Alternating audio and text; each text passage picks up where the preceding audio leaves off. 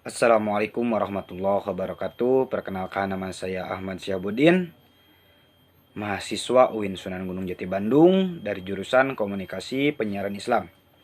Di sini saya akan menjawab tugas UTS dari mata kuliah Teknik Khitobah. Yang pertama, esensi etika khatib menurut Imam Al-Ghazali yaitu: 1. Berangkat ke masjid dengan hati dan pikiran tenang. Seorang khatib harus memiliki pikiran yang tenang ketika akan berangkat ke masjid. Yang kedua, terlebih dahulu sholat sunnah kemudian duduk dengan penuh haibah atau berwibawa. Ketiga, tidak berbincang-bincang dan menunggu waktu. Di sini seorang khatib memang harus mengalokasikan waktu untuk menunggu waktu khutbah.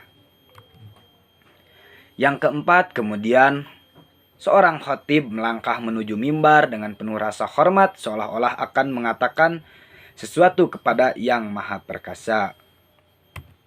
Yang kelima, kemudian naik dan berdiri di tangga dengan khusyuk sambil berzikir. Keenam, berputar untuk melayangkan pandangan kepada mustami dengan penuh konsentrasi. Berputar di sini bermaksud sapu seluruh jamaah dengan pandangan mata dari arah depan sampai belakang. 7. Menyampaikan salam kepada mustami agar mereka mendengarkan khutbah. 8. Duduk untuk mendengarkan azan kemudian dengan penuh rasa takut kepada Yang Maha Kuasa. Kemudian yang ke-9, berkhutbah dengan penuh tawadu. Ketika menyampaikan khutbah, hal yang ditipukan Al-Ghazali adalah tawadu. Ke-10, seorang khatib tidak menunjuk-nunjuk dengan jari. Ke-11, merasa yakin bahwa disampaikan bermanfaat. Jadi yang disampaikan seorang khatib yakin harus bermanfaat kepada jamaah. Ke-12, memberi isyarat kepada jamaah agar berdoa. Ketika kita sampai doa, khatib sejatinya memberi isyarat dengan mengangkatnya tangannya. Ke-12, kemudian turun dari mimbar bila muadzin telah siap untuk iqomah.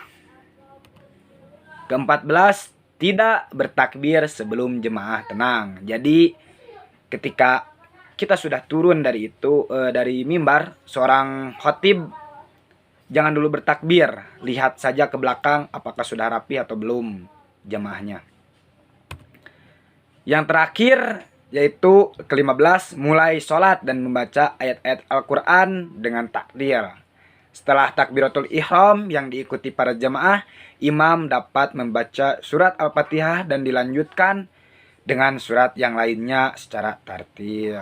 Kita lanjut pada soal nomor 2, yaitu apa saja unsur-unsur utama etika dalam proses kegiatan sholat Jumat khitobah yang harus dimiliki seorang khatib dan jemaah. Di antaranya etika sholat Jumat yaitu ketika mau berangkat diharuskan untuk berwudu. Jadi ketika kita mau berangkat sholat Jumat diharuskan berwudu terlebih dahulu. Yang kedua, berangkat lebih awal sebelum duduk kita lakukan sholat tahiyatul masjid. Yang ketiga, yaitu menjawab salam dari khatib. Yang keempat, menjawab kumandang azan dan berdoa setelah itu. Yang kelima, bila khatib berselawat, hendaknya berselawat kembali. Yang keenam, dilarang duduk memeluk lutut ketika mendengarkan khutbah. Nah, di sini biasanya ketika kita mendengarkan khutbah, ada yang duduk memeluk lutut, bisa terjadi dengan rasa ngantuk. Jadi dilarang dalam etika sholat Jumat. Yang ketujuh, dilarang berbicara dan mengobrol. Yang kedelapan, dilarang main-main ketika khutbah. Yang kesembilan, beri isyarat mendiamkan jemaah yang gaduh atau beri kode. Yang ke-10 di sini tidak perlu menjawab salam dari jemaah seperti orang yang bersin dan membalas salaman. Jadi ketika ada yang bersin, kita tidak perlu menjawab yarhamukallah, yarhamukillah atau yang gitu. Atau menjawab salam pada jemaah yang akan masuk. Di sini kita tidak perlu. Yang ke-11, bila datang terlambat, tunaikanlah sholat at-tahiyatul masjid. Yang ke-12, berniat untuk aktualisasi pada pesan khotib. Aktualisasi di sini kita bisa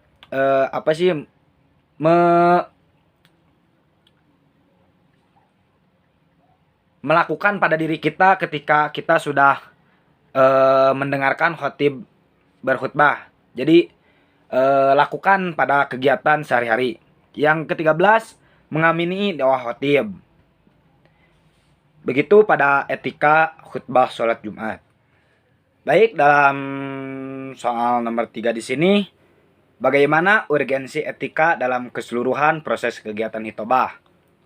Di sini bisa diposisikan pada khutbah Jumat, yaitu posisinya sangat sakral, tidak propan. Yang pertama.